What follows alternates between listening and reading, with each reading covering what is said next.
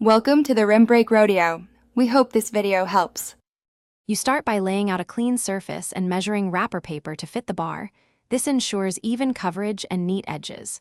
Once cut, score the fold lines lightly with a ruler so the paper creases predictably. Place the chocolate centered on the paper and bring the long edges up, keeping tension so the paper hugs the bar without stretching. This prevents gaps and reduces wrinkling. Make the first side fold crisp, then tuck the opposite edge under to secure alignment for the next steps. You now shape the ends by folding the short edges inward to create clean triangular flaps. This is where presentation matters. Once formed, perform a double fold. Tuck the first flap snug against the bar, then crease the second flap over it to lock the paper. This prevents unfolding during handling. If you want extra security, apply a tiny piece of double-sided tape or a small dab of food-safe glue.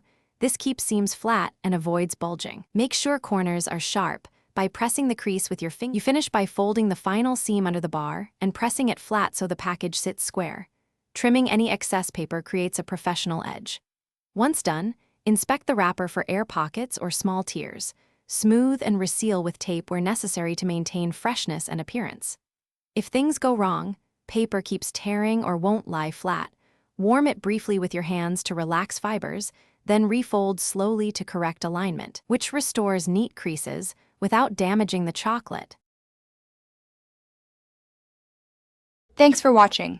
Consider subscribing if we helped you.